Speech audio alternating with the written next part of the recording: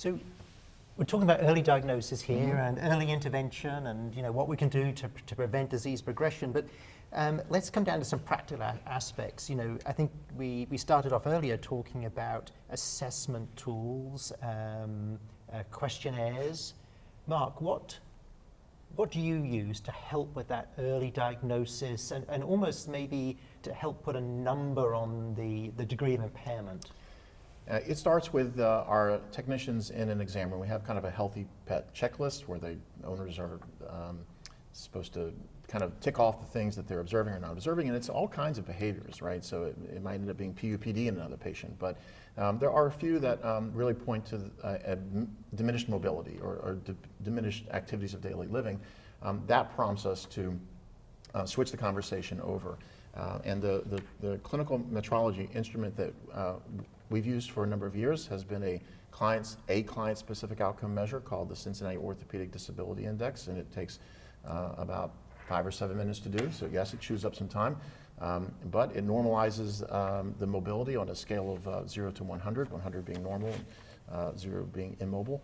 And that is because it's the client's driving, here's what I'm seeing at home, and here's whether it's having no effect or a lot of effect and big changes or we can't do it at all anymore. Then it translates into a number that we can follow over time, particularly once we start intervening with therapy, and or if we haven't changed therapy in a while, maybe that number starts to go back down. And because it's done by interview, it's not something the client fills out. I think there are other CSOMs that clients would fill out. Cloud-based technology will make that very helpful, but we do it by interview.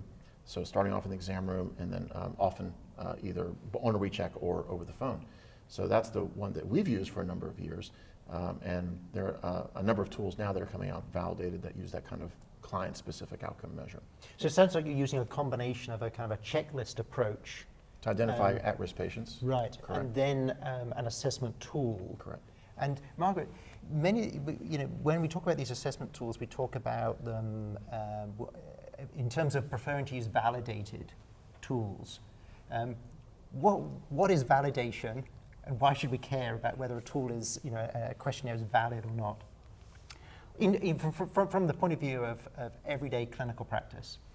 Right. Well, a validated tool allows everyone to be speaking sort of the same language. So, I fill it out here and Bryan fills it out there, and we are able to then somewhat compare our responses. And so it allows for some comparability.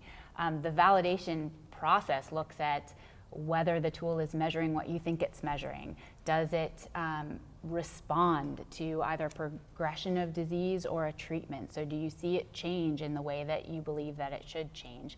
How well does it match up with our objective measures? Does it match up with them in a way that's clinically important to the veterinarians and to the owners? So there are a number of validated tools out there, and I think that it does help people kind of watch over time and compare results. I think that the client-specific ones are great in many ways because those are the things that matter to the owners. And I wondered if you ever use video or intermittent activity monitoring, because now we have these wearables. Mm-hmm. So with the cloud technology and just that everybody can have an accelerometer.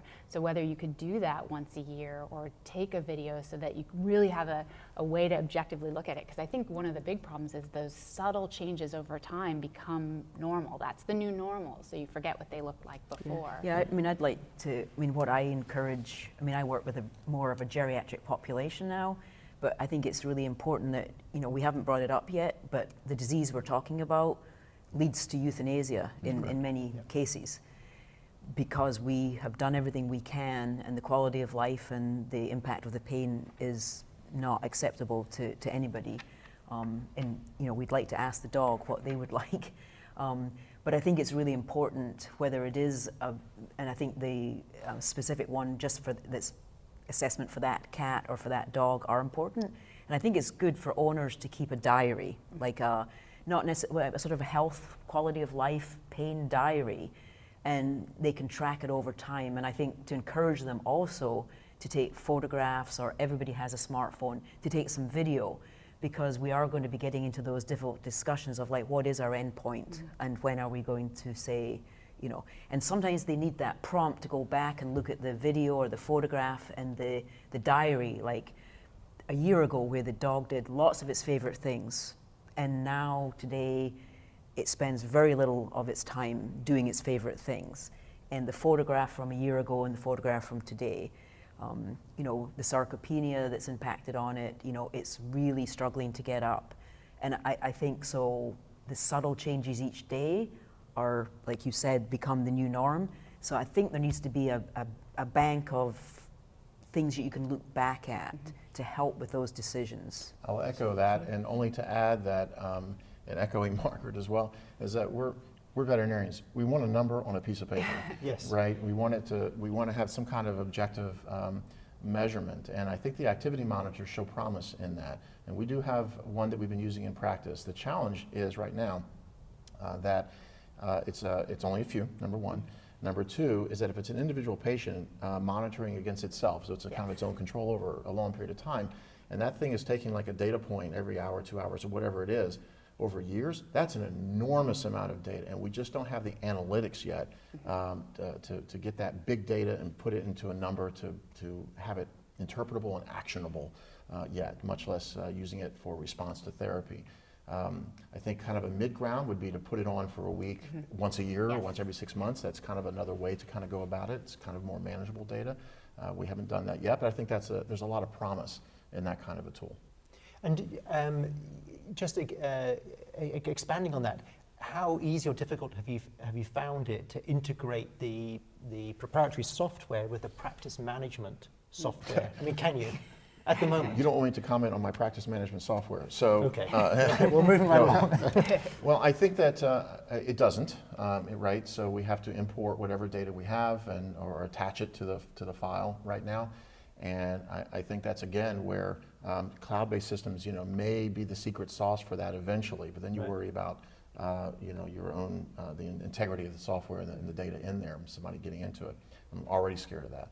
But that's where if you look at anything that's looking at gait stuff, which is some of the stuff that I like, the gait analysis.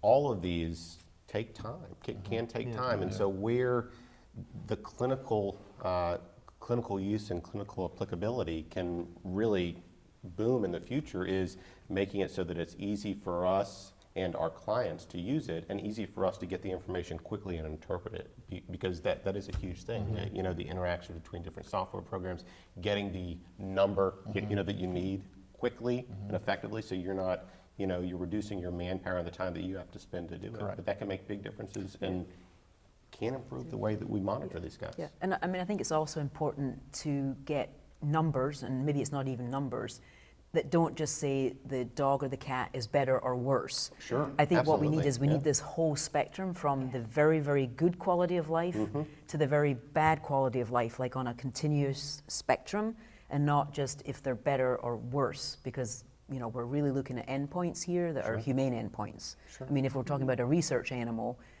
there would already be a humane endpoint set up for that study.